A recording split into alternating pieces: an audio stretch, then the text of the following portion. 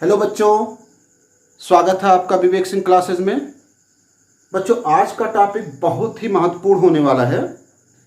ये टॉपिक आपको समझ में आएगा या नहीं आएगा वो इस क्वेश्चन पर डिपेंड करता है कि आप कॉन्सेप्ट ऑफ चार्ज को कितना अच्छे ढंग से समझे हो। अगर कॉन्सेप्ट ऑफ चार्ज में कोई भी डाउट है तो उसे आप प्रीवियस वीडियो में देख लेना, आपका डाउट क्लियर हो जाएगा। उसके बाद इस वीडियो पर आना, आपको सब कुछ समझ में आ जाएगा। कॉन्सेप्ट ऑफ चार्ज में एक फंडामेंटल रूल है कि लाइक चार्जेस एक दूसरे को रिपेल करते हैं और जो अनलाइक चार्जेस होते हैं वो एक दूसरे को अट्रैक्ट करते हैं। इस रूल को सभी लोग जानते हो। एक क्वेश्चन इस रूल पर लेते हैं, फंडामेंटल रूल में पर लेते हैं, उसके बाद तो फिर आज का वीडियो स्टार्ट करते हैं कि आज हम लोगों को क्या पढ़ना है। आपको क्वेश्चन मान लो कोई दे दे कि Q1 into Q2 greater than 0 है, तो दोनों चार्जेस के बीच में फोर्स का नेचर क्या होगा, और Q1 into Q2 smaller than 0 है तो दोनों चार्जेस के बीच में फोर्स किस तरह का काम करेगा, अट्रैक्शन होगा या रिपल्सन होगा। तो फंडामेंटल लॉ तो ये बताता है कि लाइक चार्जेस रिपेल करते हैं, अनलाइक चार्जेस अट्रैक्ट करते हैं। अब इससे कैसे पता चलेगा कि चार्जेस लाइक है या चार्जेस अनलाइक है। तो थोड़ा सा इन इंफॉर्मेशन को देखो, कुछ छुपा हुआ है यहाँ पर। ग्रेटर देन 0 का मतलब प्रोडक्ट करने के बाद जो नंबर आएगा उसकी वैल्यू 0 से बड़ी होनी चाहिए, यानी कि पॉजिटिव होनी चाहिए। अब दो नंबर का प्रोडक्ट करेंगे तो पॉजिटिव कब मिलेगा,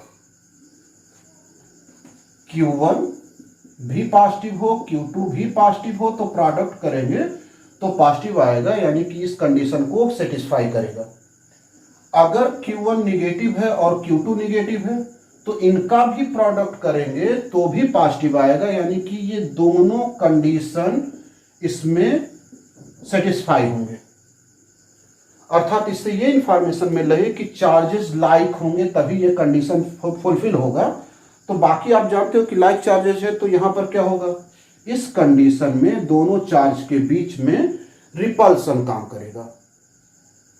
लेकिन इसमें क्या होगा, दो चार्ज इस तरह से हैं कि इनका जो प्रोडक्ट है वो प्रोडक्ट 0 से छोटा है। 0 से छोटा होने का मतलब ये हुआ कि निगेटिव नंबर है। तो दो नंबर का प्रोडक्ट निगेटिव कब होगा, जब एक पॉजिटिव हो दूसरा निगेटिव हो, या पहला निगेटिव हो दूसरा पॉजिटिव हो, तब ये कंडीशन सेटिस्फाई होगा, यानी कि अनलाइक चार्जेस हैं। अब अनलाइक चार्जेस है तो अनलाइक चार्जेस के बीच में फोर्स ऑफ अट्रैक्शन होगा, यानी कि इस कंडीशन से हमको ये मिल रहा है कि यहां पर दोनों चार्जेस के बीच में अट्रैक्शन फोर्स होगा और यहां पर दोनों चार्जेस के बीच में रिपल्सन फोर्सेस होंगे। तो इस तरह से अगर कॉन्सेप्ट ऑफ चार्ज को आप समझ लिए हो तो ये फोर्स ऑफ अट्रैक्शन और फोर्स ऑफ रिपल्सन कितना काम करेगा, इसको सबसे पहले फाइंड आउट किया था कूलाम्ब ने। एक्सपेरिमेंट के बाद बहुत सारा एक्सपेरिमेंट किया और फिर उन्होंने अपना लॉ दिया। उस लॉ को कहते हैं कूलाम्ब्स लॉ। जो कुछ ऑब्जर्वेशन मिले थे उनको, वो कुछ इस तरह से थे कि दोनों चार्जेस के बीच में जो फोर्स लगता है, स्टैटिक फोर्स होता है। अब वो स्टैटिक फोर्स रिपल्सन भी हो सकता है, अट्रैक्शन भी हो सकता है। वो दोनों चार्जेस के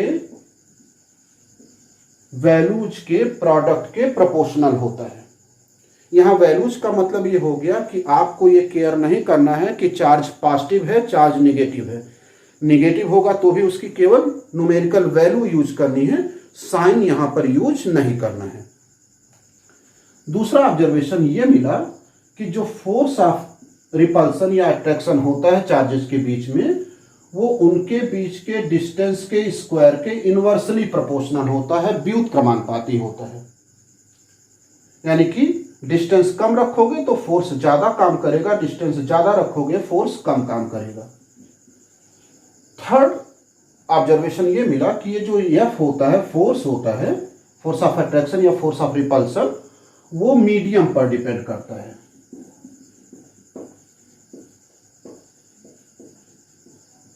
माध्यम पर डिपेंड करता है। माध्यम चेंज कर दोगे कंडीशन वही रहेगा, फोर्स चेंज हो जाएगा। Depend on medium. ये जो तीन ऑब्जर्वेशन मिले थे इससे फोर्स का मैग्नीट्यूड कैलकुलेट करते हैं। लेकिन फोर्स जो है वो एक वेक्टर क्वांटिटी है, तो वेक्टर क्वांटिटी में डायरेक्शन भी होना चाहिए। ये जो फोर्थ ऑब्जर्वेशन कूलाम ने दिया, इससे हम लोग डायरेक्शन पता लगाते हैं कि फोर्स किस डायरेक्शन में काम करेगा। तो कूलाम ने ये कहा कि दो चार्जेस के बीच में लगने वाला फोर्स ऑफ अट्रैक्शन या फोर्स ऑफ रिपल्सन जो होता है, वो दोनों चार्जेस को,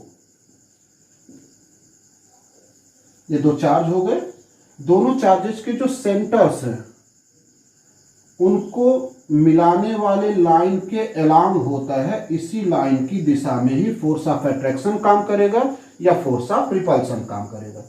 अगर दोनों चार्जेस सिमिलर हैं तो फोर्स ऑफ रिपल्सन इसी लाइन की दिशा में काम करेगा। अगर दोनों डिसिमिलर हैं, अनलाइक हैं, तो फोर्स ऑफ अट्रैक्शन भी इसी लाइन की दिशा में काम करेगा। यानी कि फोर्थ ऑब्जर्वेशन ये था कि दो चार्जेस के बीच में लगने वाला जो फोर्स है वो दोनों चार्जेस के सेंटर्स को मिलाने वाले लाइन के अलोंग काम करता है, इसीलिए इसको सेंट्रल फोर्स भी कहते हैं। सेंट्रल फोर्स, केंद्रीय बल। तो अगर पूछ ले केंद्रीय बल या सेंट्रल फोर्स क्यों कहते हैं इसे, तो आप क्या कहोगे कि ये जो इलेक्ट्रोस्टैटिक फोर्स है ये दोनों चार्जेस के सेंटर्स को मिलाने वाले लाइन के अलोंग काम करता है, मिलाने वाले लाइन के अनुदिश काम करता है, इसलिए इसे सेंट्रल फोर्स कहते हैं। तो इन तीनों नियमों को मिला करके, ये तो डायरेक्शन के लिए था, इन तीनों नियमों को मिला करके इलेक्ट्रोस्टैटिक फोर्स का मैग्नीट्यूड कैलकुलेट करते हैं इस फार्मूले से, K/Q1Q2/r²। ये कूलम्ब्स लॉ का मैथमेटिकल रूप हो गया, मैथमेटिकल फॉर्म हो गया। यहां पर ये जो K है ये कांस्टेंट है। एक्चुअल में इसे कांस्टेंट ना कहा जाए, इसे ग्रुप ऑफ कांस्टेंट बोला जाए। ग्रुप ऑफ कांस्टेंट का मतलब कई कांस्टेंट को मिला करके ये बनाया गया है। तो ये जो K की वैल्यू है ये इक्वल टू होता है 1/4πε0 कहो या ε0 बोलो। इसकी वैल्यू होती है 9 × 10⁹ और इसका जो यूनिट होगा वो कैसे निकालेंगे? K की वैल्यू अगर यहां से कैलकुलेट किया जाए तो K equal to F × r²/Q1Q2। पहले F का यूनिट लिखेंगे, फिर R का यूनिट लिखेंगे, डिवाइडेड बाय चार्जेस की यूनिट लिखेंगे। तो F मेजर किया जाता है न्यूटन में, डिस्टेंस मीटर में, तो metre square, by coulomb × coulomb, coulomb square. तो इसका जो यूनिट हो जाएगा वो हो जाएगा न्यूटन मीटर स्क्वायर पर कूलाम स्क्वायर। स्टूडेंट ये सब तो हो गया कूलाम्स लॉ, लेकिन अगर किसको स्टेटमेंट में कहना हो तो आप यही दोनों जो फर्स्ट और सेकंड ऑब्जर्वेशन थे इसी को आप लिख दोगे तो कूलम्ब्स लॉ का स्टेटमेंट बन जाएगा। मतलब मेरे कहने का ये है कि आप ये कहोगे कि दो चार्जेस के बीच में लगने वाला फोर्स ऑफ अट्रैक्शन या रिपल्सन उन चार्जेस के वैल्यू के प्रोडक्ट के प्रोपोर्शनल और उनके बीच के डिस्टेंस के स्क्वायर के इनवर्सली प्रोपोर्शनल होता है। इसी को कूलम्ब्स लॉ कहते हैं। ये स्टेटमेंट हो गया। अब वापस आते हैं कांस्टेंट K पर। इसमें एक आप नया कांस्टेंट देख रहे होंगे, इसको ε0 या ε0 कहते हैं। ये परमिटिविटी है, होता है परमिटिविटी ऑफ फ्री स्पेस।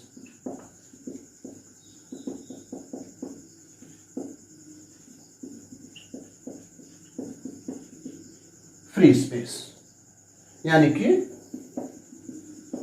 निर्वात की वैद्युतशीलता।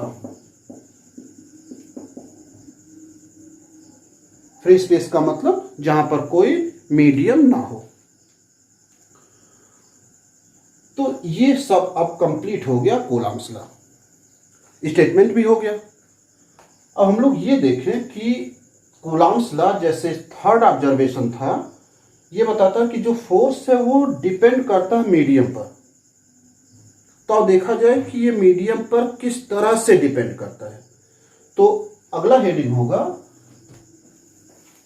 इलेक्ट्रोस्टैटिक फोर्स और मीडियम के बीच में रिलेशन।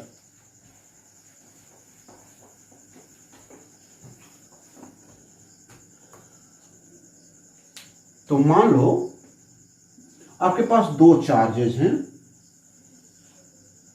Q1 Q2, जिसके बीच का डिस्टेंस है r। अगर ये चार्जेस फ्री स्पेस में रखे गए हैं, वैक्यूम में हैं, तो इनके बीच का जो फोर्स होगा वो हो जाएगा 1/4πε0 Q1 Q2 r स्क्वायर। लेकिन अगर सेम सिचुएशन रहे और इसके बीच में कोई मीडियम रख दिया जाए, तो मीडियम रखने के बाद यही जो फोर्स हो जाएगा वो हो जाएगा 1/4πε0 K। इससे पहले हम स्मॉल के लिखे हुए थे, यहां पर कैपिटल के यूज कर रहे हैं। बुक्स में दोनों जगह कैपिटल के है तो थोड़ा सा कंफ्यूजन हो जाता है, तो हम लोग समझने के लिए पहले इस फार्मूले में स्मॉल के यूज करेंगे और यहां पर कैपिटल की यूज करेंगे। Q1 Q2 r square, equation first और इक्वेशन नंबर सेकेंड। अगर हम डिवाइड कर दें दोनों इक्वेशन में,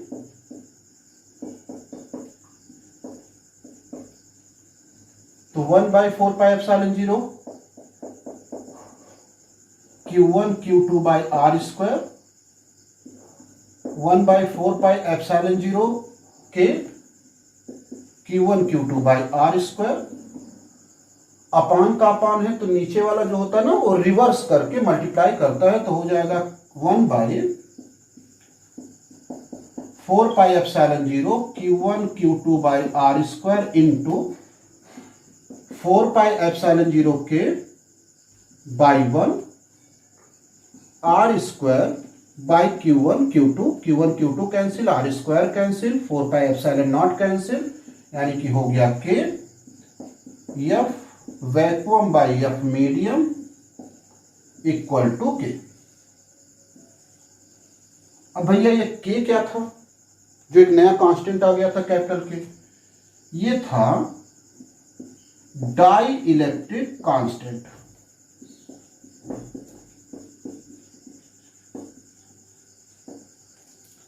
यानी कि माध्यम का परावैद्युतांक, ये भी एक कांस्टेंट है।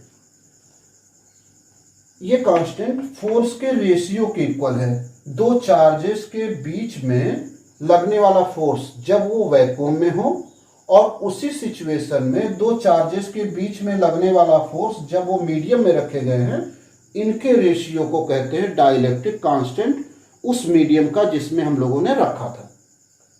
अब यहां भी फोर्स है, यहां भी फोर्स है, फोर्स का यूनिट न्यूटन होता है, नीचे भी न्यूटन लिखेंगे, न्यूटन न्यूटन कैंसिल हो जाएगा। तो ये जो डाइलेक्ट्रिक कांस्टेंट है वो यूनिटलेस और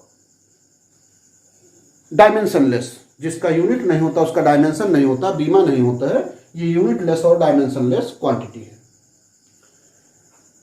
थोड़ा सा और आगे सॉल्व किया जाए तो ये जो F मीडियम आएगा वो इक्वल टू हो जाएगा F वैक्यूम बाय K।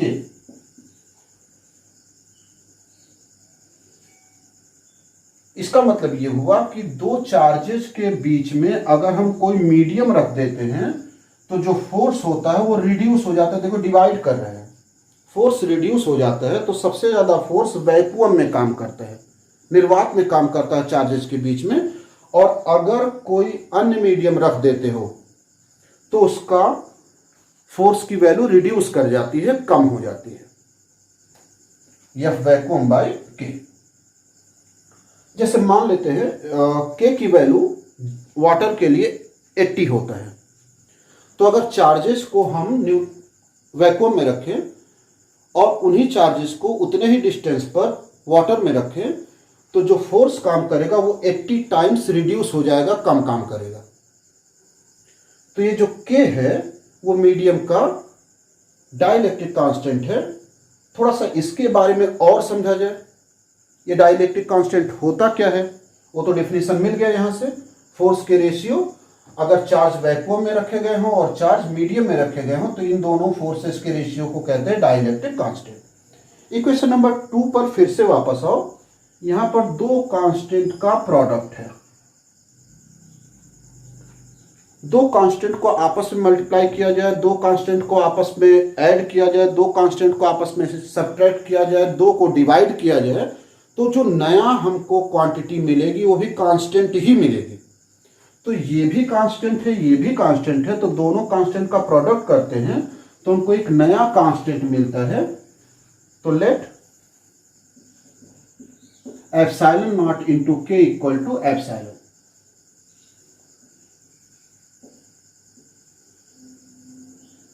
ये जो एप्सिलॉन है ये होती है परमिटिविटी ऑफ मीडियम।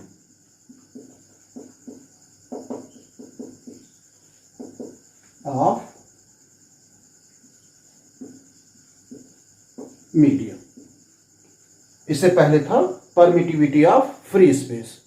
तो ये मीडियम जिस माध्यम में आप रखोगे उस माध्यम की ये परमिटिविटी है, वैद्युतशीलता है। अब अगर इसको यहां पर यूज किया जाए तो मीडियम में जो फोर्स निकलेगा उसको हम लोग ऐसे भी लिख सकते हैं, F in medium is equal to 1/4 pi के, sorry 4 pi epsilon Q1 Q2 by R square. ऐसे भी बुक्स में लिखा दिखाई देगा। तो चाहे आप एप्सिलॉन यूज करो या एप्सिलॉन नॉट के यूज करो, एप्सिलॉन और एप्सिलॉन जीरो में ये रिलेशन होता है। यहां से भी आप के को डिफाइन कर सकते हो कि के की एक सेकेंड डिफिनेशन आ सकती है। वो क्या होगा? K equal to epsilon by epsilon not.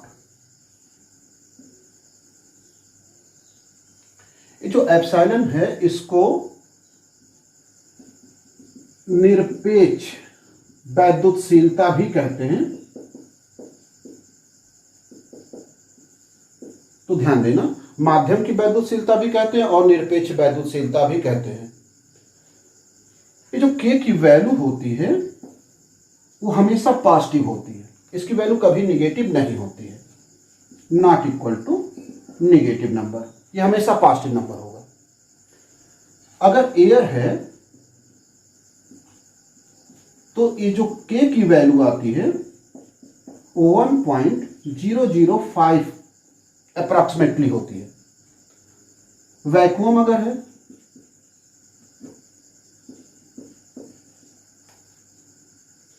तो उसके लिए के की वैल्यू 1 होती है।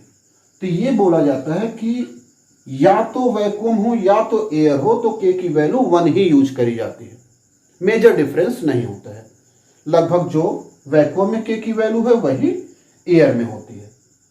अब अगर दो चार्जेस के बीच में कोई कंडक्टर मीडियम रख दिया जाए, सुचालक रख दिया जाए, तो उसके लिए के क्या होगा? के फॉर कंडक्टर्स, सुचालक के लिए। जैसे पूछ सकता है कॉपर के लिए के की वैल्यू क्या होती है, तो किसी भी सुचालक के लिए के की वैल्यू इनफाइनाइट होती है। मतलब अगर आपसे ये पूछ दे कि दो आवेश के बीच में, दो चार्ज के बीच में कॉपर रख दिया जाए या दो चार्ज को कॉपर के अंदर रख दिया जाए तो वहां पर फोर्स कितना काम करेगा, तो आप F equal to 1/4 pi epsilon 0 के Q1 Q2 by R square में के जगह पर इनफाइनाइट रखोगे और इनफाइनाइट से डिवाइड करोगे तो F की वैल्यू 0 आएगी। यानी कि कंडक्टर्स में, सुचालक में दो आवेशों के बीच में, दो चार्ज के बीच में कोई भी फोर्स काम नहीं करता है। अब मेरे पास बचा के फॉर इंसुलेटर्स।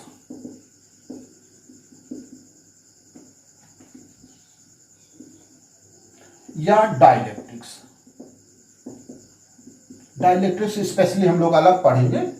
कुचालक के लिए क्या होता है, जैसे पूछ ले कागज के लिए क्या होगा या मोम के लिए क्या होगा, वैक्स मोम के लिए क्या होगा, रबर के लिए क्या होगा। तो ये जो के की वैल्यू होती है वो इनफाइनाइट से कम और 1 से ग्रेटर होती है। ये हो गए के संबंध में पूरी जानकारी और कूलॉम्स लॉ हो गया। स्टूडेंट्स, जैसा कि आप जान चुके हो कि जो कूलॉम्स लॉ है वो फोर्स को रिप्रेजेंट करता है, इलेक्ट्रोस्टैटिक फोर्स को रिप्रेजेंट करता है, तो निश्चित है वो वेक्टर क्वांटिटी होना चाहिए। और अभी तक हम लोगों ने जो कूलॉम्स लॉ में फार्मूले पढ़े हैं उसमें वेक्टर को इन्वॉल्व नहीं किया गया है। तो अब हम लोग vector form of Coulomb's law पढ़ने चल रहे हैं।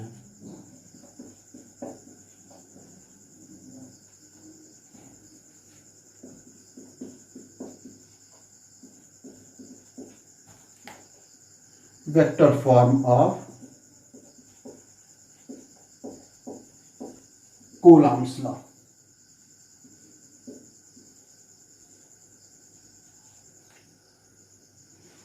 मान लो कि मेरे पास दो चार्जेस हैं, लाइक भी हो सकते हैं, अनलाइक भी हो सकते हैं। तो इन चार्जेस का जो फोर्स ऑफ रिपल्सन या फोर्स ऑफ अट्रैक्शन होगा वो दोनों चार्जेस को मिलाने वाले जो सेंटर्स हैं उनको मिलाने वाले लाइन के अलोंग होगा। ये तो हम लोगों ने पढ़ा। अब यहां फोर्स ऑफ रिपल्सन होगा तो यहां जो फोर्स होगा रिपल्सन का वो force of repulsion on two due to one, इसे F21 लिखते हैं। आवेश 2 पर लगने वाला बल आवेश 1 के कारण, और इस पर जो रिपल्सन होगा वो 1-2 लिखते हैं, यानी कि आवेश 1 पर लगने वाला बल 2 के कारण। तो F12 का मतलब 1 पर बल दूसरे के कारण, 21 का मतलब दूसरे पर बल पहले के कारण। मान लेते हैं इन दोनों चार्जेस के बीच का जो सेपरेशन है, जो डिस्टेंस है, वो है r। अब ये जो सेपरेशन है इसको भी हम दो तरह से मेजर कर सकते हैं, from Q1 to Q2, from Q2 to Q1, यानी कि इसमें भी डायरेक्शन लगा दे तो ये भी एक वेक्टर क्वांटिटी हो जाएगी। तो अगर हम R1 से R2 की तरफ मेजर करते हैं तो इसे लिखते हैं R12 वेक्टर, लेकिन R2 से R1 की तरफ अगर मेजर करते हैं तो इसे लिखेंगे R21 वेक्टर। ये दोनों वेक्टर चाहे R12 हो या R21 हो, दोनों का जो लेंथ है, दोनों की जो मैग्नीट्यूड है वो तो R के ही इक्वल होगी, यानी कि R21 का मैग्नीट्यूड और R12 का मैग्नीट्यूड यानी कि परिमाण वो R के ही इक्वल होगा। तो चलो F21 लिखते हैं, लेकिन उससे पहले किसी वेक्टर को लिखने के लिए कुछ आपको जानकारियां होनी चाहिए। फर्स्ट ईयर में क्लास 11 में होती है, मान लो नहीं है तो किसी वेक्टर को अगर लिखना हो तो हम लोग यूनिट वेक्टर का यूज करते हैं। ए कैप इसे पढ़ेंगे और इसका फार्मूला होता है A vector by mod of A vector, यानी कि किसी वेक्टर को लिखना हो तो लिखेंगे कैसे, उस वेक्टर का मॉड यानी कि परिमाण value into A cap, unit vector एकांक वेक्टर से गुणा कर देंगे, वेक्टर मिल जाएगा। तो अगर हमको F12 लिखना हो, F12 का मतलब force on one due to charge 2, तो इसका मैग्नीट्यूड, सबसे पहले मैग्नीट्यूड परिमाण लिखेंगे, तो 1/4πε0 जिसकी जगह पर स्मॉल के यूज कर रहे हैं, Q1 Q2/r², ये तो मैग्नीट्यूड हो गया। और फिर ए कैप, डायरेक्शन कौन सा लेंगे, वेक्टर कौन सा लेंगे, यूनिट वेक्टर कौन सा लेंगे, force on one due to two, दूसरे के कारण पहले पर बल। तो फिंगर देखना, दूसरे के कारण पहले पर बल, हमको इधर से इधर आना है, तो जो डिस्टेंस वेक्टर लेंगे वो लेंगे R21 कैप। R21 कैप किसके इक्वल होगा, इसे मिटा रहे हैं,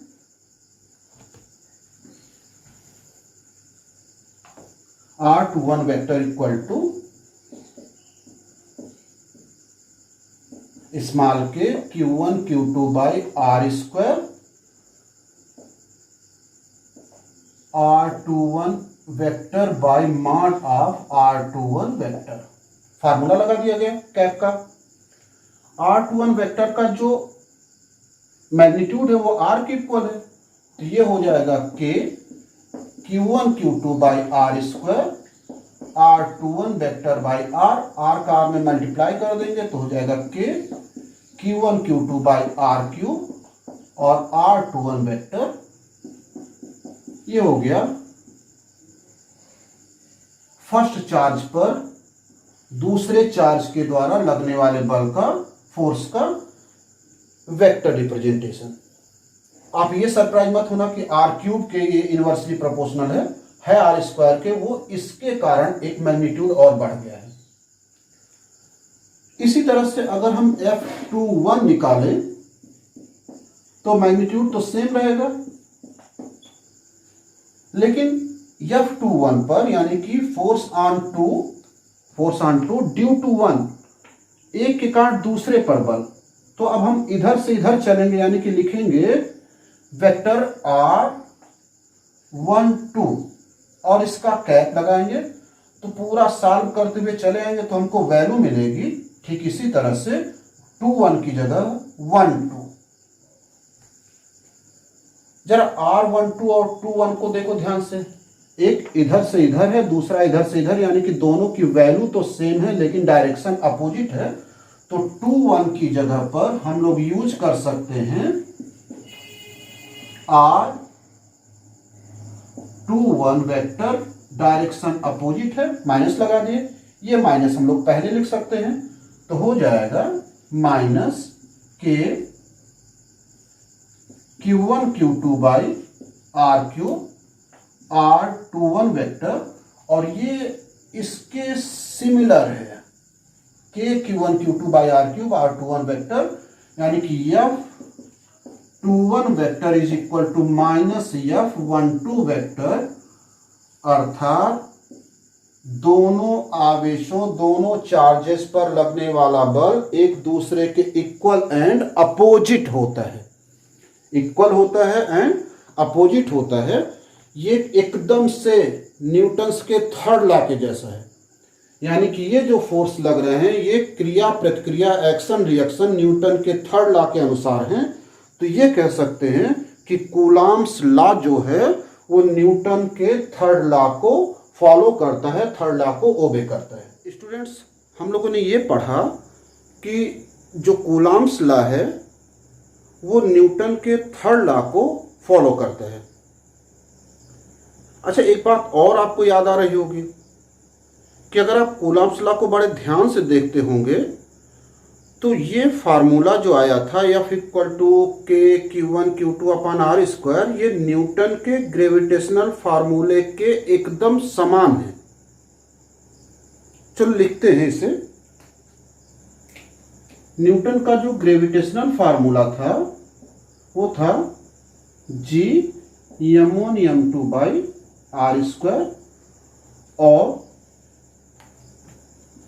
जो इलेक्ट्रोस्टैटिक फोर्स दिया गया कूलॉम के द्वारा वो था के Q1 Q2 by R square. तो फार्मूले देखने से ये लग रहे हैं कि दोनों फार्मूले में सिमिलरिटीज है। तो क्या दोनों फार्मूले में सिमिलरिटीज है? तो अब हम लोग ये पढ़ें कि न्यूटन के ग्रेविटेशनल लॉ में और इलेक्ट्रोस्टैटिक लॉ ऑफ कूलॉम में दोनों में सिमिलरिटीज क्या है और दोनों में डिफरेंसेस क्या है। तो पहले हम लोग पढ़ेंगे सिमिलरिटीज, समानताएं क्या है।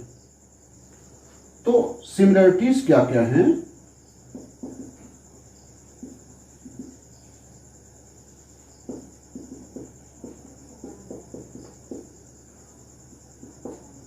फर्स्ट सिमिलरिटी आप देख रहे होगे दोनों फार्मूले से कि जो फोर्स है वो डिस्टेंस के स्क्वायर के इनवर्सली प्रोपोर्शनल है, यानी कि दोनों इनवर्स स्क्वायर लॉ को फॉलो करते हैं। इनवर्स स्क्वायर लॉ को दोनों फॉलो कर रहे हैं। सेकंड, ये दोनों जो फोर्स हैं, ग्रेविटेशनल फोर्स हो या इलेक्ट्रोस्टैटिक फोर्स हो, ये दोनों फोर्स वैक्यूम में भी काम करते हैं।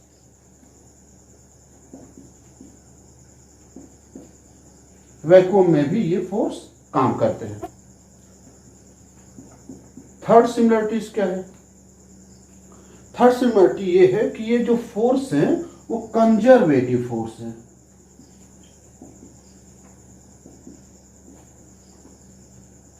कंजर्वेटिव फोर्स का मतलब यह है संरक्षी बल।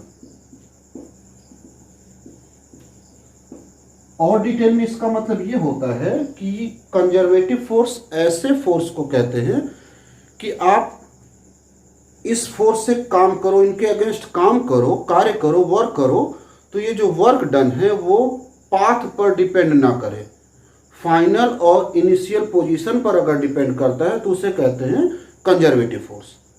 ऐसे फोर्स जिनके अगेंस्ट काम करने पर जो किया गया कार्य है, जो वर्क डन है, वो केवल और केवल पोजीशन पर डिपेंड करता है, उसके पाथ पर डिपेंड नहीं करता, उसे कहते हैं कंजर्वेटिव फोर्स। तो ये जो सिमिलरिटीज हैं, तो डिसिमिलरिटीज क्या है इसे भी देखा जाए।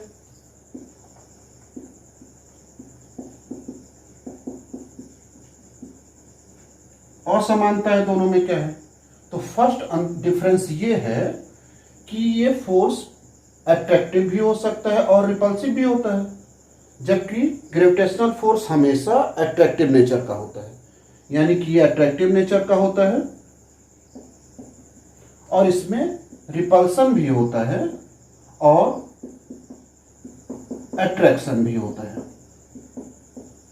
ये डिसिमिलरिटीज हो गई नंबर 1। दूसरी डिसिमिलरिटीज ये है कि इसमें जो के का वैल्यू था ये मीडियम पर डिपेंड करता था, जबकि जी की जो वैल्यू वो मीडियम पर डिपेंड नहीं करती है, यानी कि जी यूनिवर्सल कांस्टेंट है, हर मीडियम में सेम रहता है, जबकि इसका वैल्यू वेरी करता है मीडियम टू मीडियम। इसीलिए जो इलेक्ट्रोस्टैटिक फोर्स है वो मीडियम पर डिपेंड करेगा, लेकिन जो ग्रेविटेशनल फोर्स है वो मीडियम पर डिपेंड नहीं करेगा। तो सेकंड डिसिमिलरिटीज है कि ग्रेविटेशनल फोर्स मीडियम पर डिपेंड नहीं करता है, जबकि इलेक्ट्रोस्टैटिक फोर्स मीडियम पर डिपेंड करता है। थर्ड डिसिमिलरिटी ये है कि इलेक्ट्रोस्टैटिक फोर्स हमेशा ग्रेविटेशनल फोर्स से ज्यादा होता है। ठीक है, इलेक्ट्रोस्टैटिक फोर्स जो होगा वो ग्रेविटेशनल फोर्स से हमेशा ज्यादा होता है। तो ये कुछ डिसिमिलरिटीज थी और कुछ सिमिलरिटीज थी। अब स्टूडेंट हम लोग ये पढ़ें कि जो कूलॉम्स लॉ है क्या हमेशा के लिए सही होता है या उसमें कोई लिमिटेशंस भी होती हैं।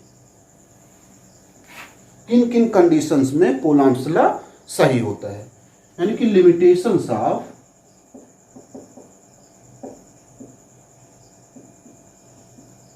Coulomb's law.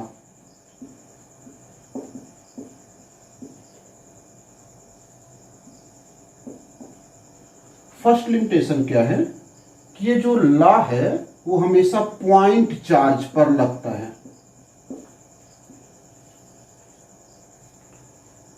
अगर चार्ज का साइज बहुत बड़ा है तो ये लॉ वहां पर काम नहीं करता।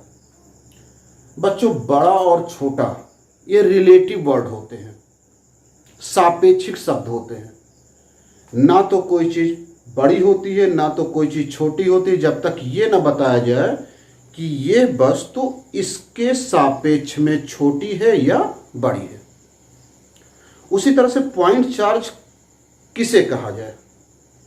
क्या कैनवस बॉल के इतने चार्ज अगर हो तो उसे पॉइंट चार्ज कहें, या फुटबॉल के इतने चार्ज हो तो उसे हम पॉइंट चार्ज कहें, या जो आल्पिन का हेड होता है उतना छोटा सा चार्ज हो तो उसे हम लोग पॉइंट चार्ज कहें।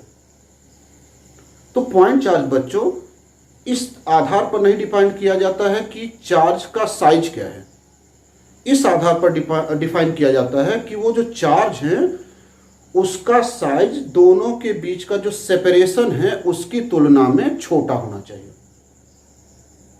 यानी कि सेपरेशन अगर ज्यादा है तो चार्ज का रेडियस अगर छोटा होगा तो उसे हम पॉइंट चार्ज मान लेंगे, यानी कि उसका रेडियस निग्लेजिबल हो इन कंपेरिजन टू डिस्टेंस या सेपरेशन बिटवीन चार्जेस। तो ये हो गया पॉइंट चार्जेस। एक एग्जांपल लेते हैं बच्चों, जैसे मान लो कि दो पॉइंट चार्जेस हैं, डिस्टेंस बहुत ज्यादा है इनके बीच का, तो इनके बीच का जो फोर्स ऑफ अट्रैक्शन या फोर्स ऑफ रिपल्सन होता है वो हम लोग लिख सकते हैं के Q1 Q2 by R square, जहां Q1 Q2 चार्जेस हो गए और आर उनके बीच का सेपरेशन या डिस्टेंस हो गया। अगर यही कुछ इस तरह का चार्ज होता, बड़ा सा चार्ज होता, इनका रेडियस कैपिटल आर और इनके बीच का सेपरेशन है डी। मान लो कि ये पॉजिटिव चार्ज है, नेगेटिव चार्ज से चार्ज है ये पूरा, तो इनके बीच पर जो फोर्स ऑफ अट्रैक्शन होगा, अगर हम कूलाम्ब ला लगाएं तो हो जाएगा F इक्वल टू के Q1 Q2 by D square. अब क्वेश्चन ये उठता है कि अगर चार्ज का साइज सेपरेशन के तुलना में बड़ा है तो इसे छोटा चार्ज नहीं मान सकते, इसे पॉइंट चार्ज नहीं मान सकते। तो इस फार्मूले में गड़बड़ी क्या आएगी?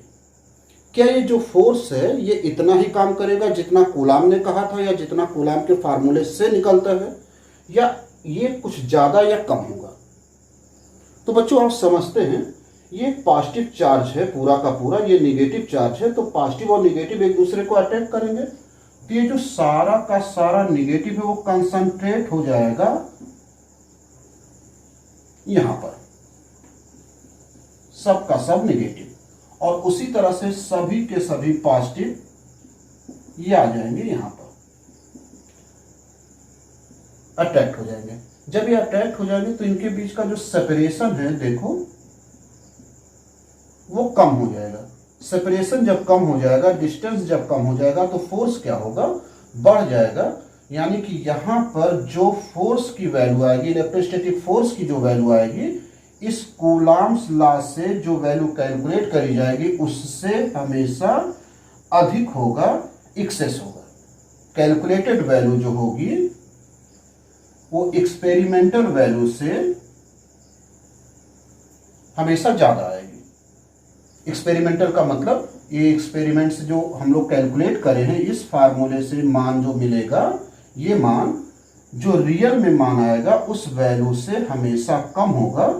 क्यों हो रहा है? क्योंकि डिस्टेंस चार्ज के बीच का अट्रैक्शन के कारण कम हो जा रहा है। तो पॉइंट चार्ज का मतलब ये हो गया कि इनका जो सेपरेशन है ये इतना ज्यादा हो कि एक चार्ज दूसरे चार्ज को पोलराइज ना कर पाए, तो पॉइंट चार्ज का मतलब ये हुआ। तो ये तब सही होता है जब चार्जेज कैसे हो? पॉइंट चार्जेज हो, यानी कि उनके बीच का सेपरेशन बहुत ज्यादा हो चार्ज के साइज के कंपैरिजन में। सेकंड होता है, लिमिटेशन ये है कि ये स्टैटिक चार्ज के लिए ही सही होता है। अब प्रश्न बच्चों ये उठता है कि स्टैटिक का मतलब रुका हुआ, चार्जेज स्टैटिक होने का क्या मतलब है? चार्जेज स्टैटिक होने का ये मतलब है कि दोनों चार्ज स्टैटिक हो तब ये लगेगा, या एक चार्ज स्टैटिक हो, एक चार्ज मोशन में हो तब लगेगा, दोनों चार्ज मोशन में हो तो ये नहीं लगेगा। तो ये वास्तव में स्टैटिक का मतलब ये है कि एटलीस्ट वन चार्ज स्टैटिक होना चाहिए, ना दोनों स्टैटिक हो तो कम से कम एक चार्ज अगर स्टैटिक होगा तो ये काम करेगा। लेकिन अगर मोशन में है तो ये रूल वहां पर फॉलो नहीं होगा। ठीक, तो ये स्टैटिक चार्ज के लिए सही है। मोशन में अगर चार्ज है तो नहीं सही होगा, लेकिन स्टैटिक का मतलब ये है कि दोनों में से कम एक चार्ज को स्टैटिक होना मस्ट है। बच्चों थर्ड लिमिटेशन क्या है?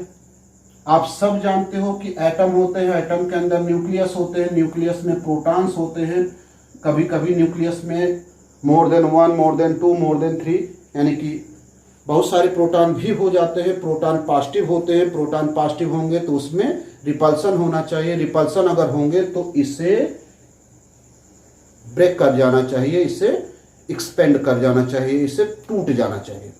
लेकिन न्यूक्लियस अपने आप से टूटता नहीं है। इसका मतलब ये हुआ कि जो कूलाम्ब का रिपल्सन है, या कूलाम्ब्स का जो लॉ है, या फंडामेंटल चार्जेस का जो रूल है, लाइक चार्जेस रिपल करते हैं, वो यहाँ पर ओबे नहीं करता।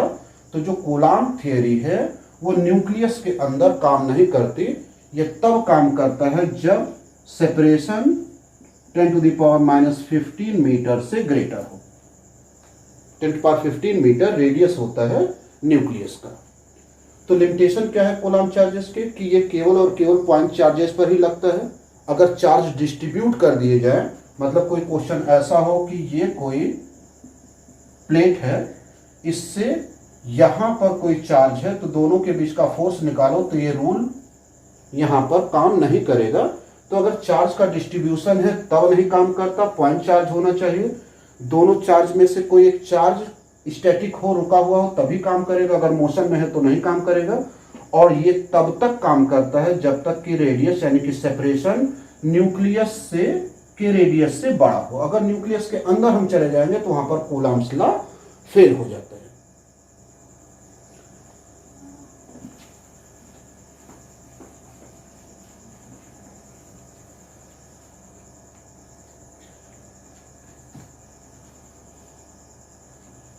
एक और रूल पढ़ा जाए जिस पर मोस्टली न्यूमेरिकल बेस्ड होते हैं।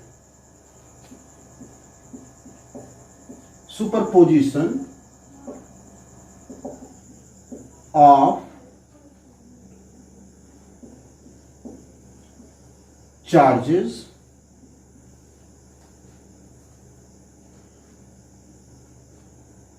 सुपरपोजिशन का मतलब होता है हिंदी में अध्यारोपण।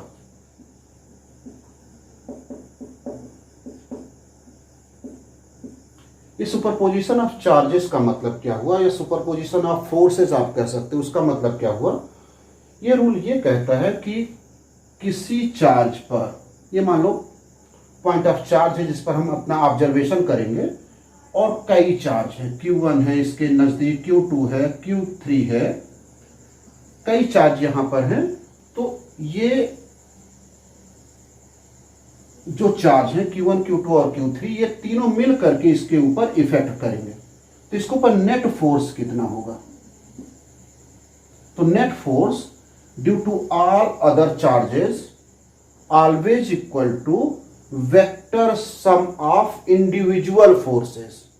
ये Q1 अगर Q पर F1 फोर्स लगा रहा है, Q2 अगर Q पर F2 फोर्स लगा रहा है, Q3 अगर Q पर F3 फोर्स लगा रहा है, तो जो नेट फोर्स होगा वो इंडिविजुअल फोर्सेस के वेक्टर सम के इक्वल होगा। इसी को कहते हैं सुपरपोजिशन लॉ ऑफ चार्जेस।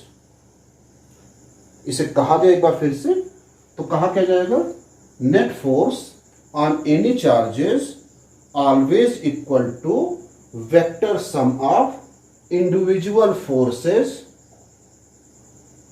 ठीक, सभी इंडिविजुअल फोर्सेस के वेक्टर सम के इक्वल टोटल फोर्स होता है। इसे कहते हैं अध्यारोपण का सिद्धांत। अब चूंकि ये वेक्टर सम आ गया है बच्चों, तो वेक्टर सम आ गया है, तो यहां पर वेक्टर के कुछ रूल हम लोग पढ़ लेते हैं, जो क्लास 11 का है, यही पढ़ लेते हैं, जिससे हम लोग न्यूमेरिकल आसानी से कर सकें। अगर दो वेक्टर हैं, वेक्टर ए और वेक्टर बी, जिनके बीच का एंगल थीटा है, तो इन दोनों वेक्टर को अगर हम सम करते हैं, इसका टोटल निकालते हैं, तो टोटल रिजल्टेंट कैलकुलेट करने का फार्मूला है √a² + b² + 2ab cos theta.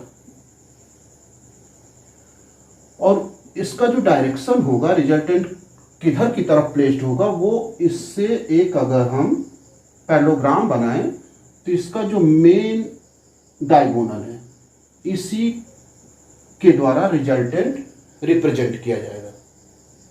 तो R equal to resultant equal to √a², means first vector का स्क्वायर प्लस सेकेंड वेक्टर का square plus 2ab cos theta, where theta angle between two vectors है। अच्छा, इसके resultant का भी direction हम लोग कैलकुलेट कर सकते हैं। अगर मान लो ए वेक्टर से अल्फा कोण पर रिजल्टेंट है, तो tan alpha equal to b sin theta by a plus b cos theta. इस फार्मूले से हम उस रिजल्टेंट के एंगल यानी कि डायरेक्शन को भी कैलकुलेट कर सकते हैं। एक नोट पॉइंट याद करो, अगर a वेक्टर और b वेक्टर के मैग्नीट्यूड इक्वल हैं। कभी कभी क्वेश्चन में ए वेक्टर और बी वेक्टर इक्वल अगर मिल जाए तो ये जो अल्फा होता है वो थीटा को बाइसेक्ट करता है, यानी कि अल्फा जो एंगल होगा वो ऑलवेज थीटा बाई 2 होगा, वो ठीक बीचों बीच होकर के जाएगा, बाइसेक्ट करता हुआ जाएगा अगर पहला वेक्टर और दूसरे वेक्टर के मैग्नीट्यूड आपस में इक्वल हैं तो। कभी कभी हम लोग क्वेश्चन लगाते समय वेक्टर को रिजॉल्व करते हैं, तो वेक्टर को रिजॉल्व कैसे करते हैं वो भी ध्यान दे दो। मान लो कोई वेक्टर है जो एक्स एक्सिस से थीटा कोण पर है, तो इसका एक्स एक्सिस के अलोंग जब हम रिजॉल्व करेंगे तो इसकी वैल्यू होती है a cos थीटा, और y एक्सिस के अलोंग इसका जो कंपोनेंट होता है वो होता है a sin थीटा। तो ये छोटी छोटी कुछ ट्रिक्स थे जो अगर आपके पास हो ध्यान में तो आप इस चैप्टर के मोस्टली क्वेश्चंस को लगा सकते हो। तो स्टूडेंट, कूलॉम्स लॉ का मेजर पार्ट हमने कवर कर लिया इसमें। अब बारी आती है क्वेश्चन लगाने की। तो इस वीडियो में हम लोग बहुत सारा क्वेश्चन नहीं लगाएंगे, वीडियो का जो सेकेंड पार्ट होगा उसमें बहुत सारे क्वेश्चन को लेने की कोशिश करेंगे। इसमें हम लोग एक दो क्वेश्चन लगा करके थोड़ा सा टेस्ट लेते हैं कि कूलॉम्स लॉ के क्वेश्चन को कैसे अटेम्प्ट करते हैं। बच्चों, कूलॉम्स लॉ का एक क्वेश्चन अटेम्प्ट करते हैं। क्वेश्चन ये है कि एक कोई हल्की गेंद है, free pitch ball A of 8 gram carries A positive charge of 5 × 10⁻⁻8 Coulomb. एक कोई बॉल है ए हल्की सी जिस पर चार्ज है Q 5 × 10⁻⁻8 कूलॉम। इसका वेट है, मास है, इसका वेट बोल दिए, मास है 8 ग्राम। What must be nature and magnitude of charge that should be given to second charge B fixed at 5 cm below from A? इस A के नीचे एक दूसरा चार्ज है B, पूछ रहा है इस पर कितना चार्ज दिया जाए। तो इसको फर्स्ट चार्ज कह दो, इसको सेकंड चार्ज, जो 5 सेंटीमीटर बिलो यानी कि नीचे प्लेस्ड किया गया है। तो 5 सेंटीमीटर को मीटर में कन्वर्ट कर दिया जाए, ग्राम को किलोग्राम में कन्वर्ट कर दिया जाए। पूछ रहा है कि ये जो सेकेंड चार्ज है B, इस पर नेचर क्या होगा चार्ज का और मैग्नीट्यूड क्या होगा। तो मैग्नीट्यूड लेट Q2 मान लेते Q2, नेचर क्या होगा। अब ये जो Q1 चार्ज है जिसे ऊपर प्लेस्ड किया गया है, आप जानते हो कि इसके ऊपर ग्रेविटेशनल फोर्स लगेगा which is equal to mg। अब mg के कारण ये जो A होगा वो नीचे की ओर आएगा। हमको इसको स्टेशनरी रखना है, मतलब स्थिर रखना है, रोके हुए रखना है, बैलेंस रखना है। तो कोई फोर्स ऐसा होना चाहिए जो इसको नीचे से ऊपर बैलेंस करने के लिए पुश करे, पुल करे। तो कब कोई फोर्स ऊपर की ओर जनरेट होगा, ये नेचर दिया हुआ पॉजिटिव, पॉजिटिव ही पॉजिटिव को रिपेल कर सकता है, यानी कि ये जो Q2 होगा उसका नेचर कैसा होना चाहिए, पॉजिटिव। इसके कारण इसके ऊपर एक फोर्स लगेगा लेट F, ये इलेक्ट्रोस्टैटिक फोर्स होगा। स्टेशनरी कंडीशन में क्या होगा, संतुलन में क्या होगा, ये जो इलेक्ट्रोस्टैटिक फोर्स है वो mg के इक्वल होना चाहिए। इसी कॉन्सेप्ट पर चलो कैलकुलेट करते हैं कि इसका चार्ज का वैल्यू क्या होगा।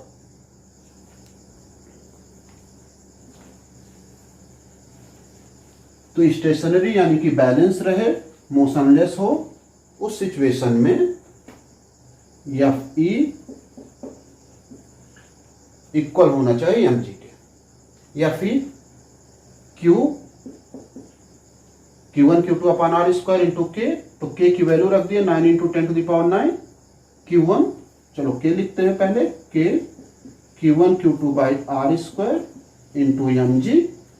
K की वैल्यू 9 × 10⁻9 Q1 5 × 10⁻⁸ Q2 अननोन है, सेपरेशन उसके बीच का 5 × 10⁻2 होल स्क्वायर मास गिवन है 8 इंटू 10⁻³ और लेट जी की वैल्यू 10। कैलकुलेट कर लिया जाए। Q2 इक्वल टू 8 इंटू 10⁻², 5 का स्क्वायर करेंगे 25, 10⁻² का स्क्वायर करेंगे 10⁻⁴। इधर डिवीजन था तो इधर मल्टीप्लीकेशन हो जाएगा, divided by 9 into 10⁻⁹ and 5 into 10⁻⁻8।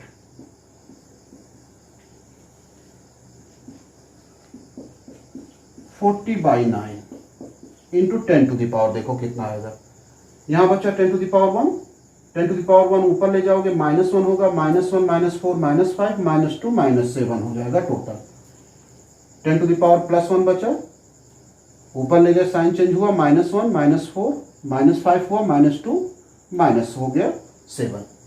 9 से डिवाइड कर दिया जाए,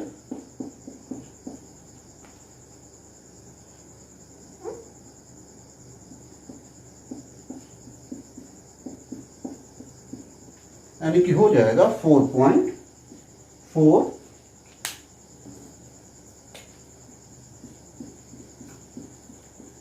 इंटू 10⁻⁻, कूलाम का। और कैसा नेचर होगा, पॉजिटिव चार्ज अगर बी पर दे दिया जाए तो ये बैलेंस हो सकता है, स्टेशनरी हो सकता है। स्टूडेंट एक सेकंड क्वेश्चन देखो।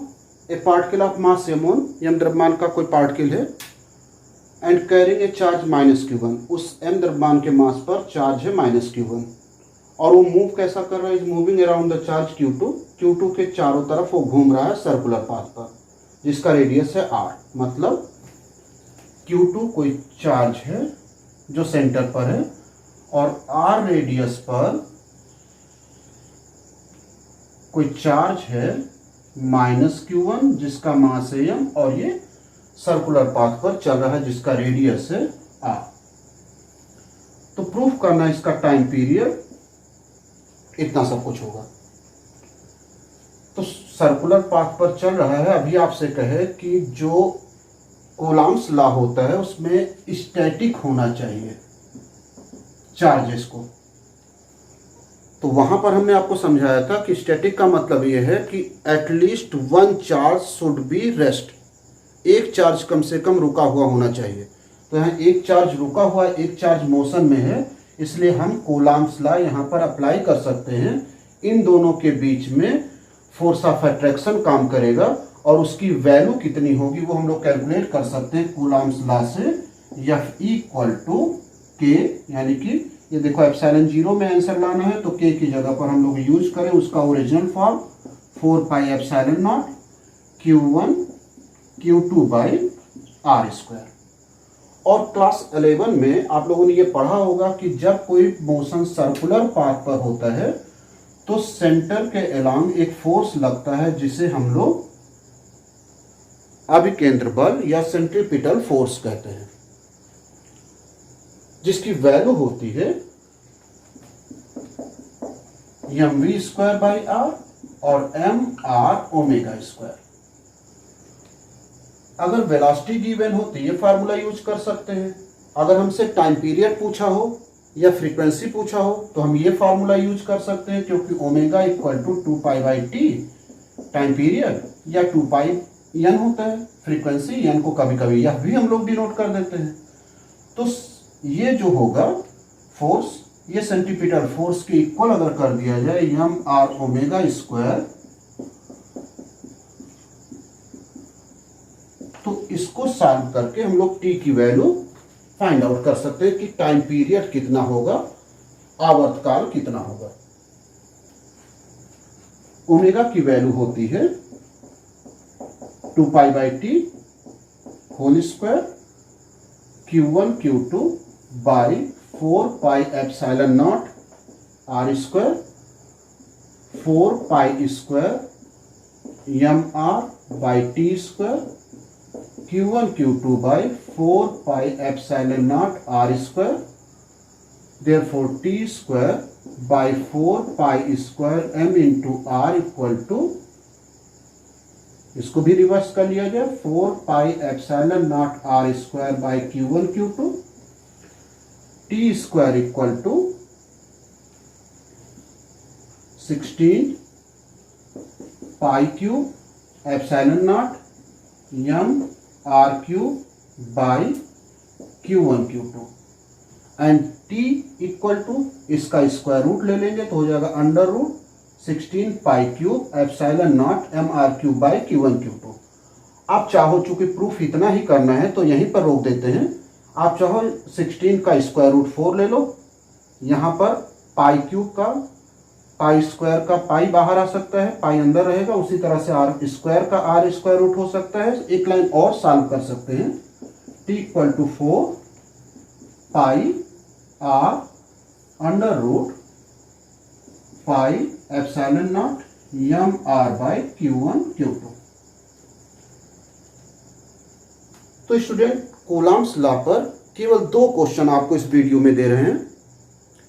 इससे आपको पता लग सकता है कि कूलम्ब्स लॉ के क्वेश्चन को कैसे सॉल्व करेंगे। और बहुत सारे क्वेश्चन हम लोग सेकेंड वीडियो में अटेम्प्ट करेंगे। Thank you for watching. बच्चों चैनल को सब्सक्राइब कर लेना जिससे आपको समय समय पर वीडियो मेरा मिलता रहे। Thank you once again.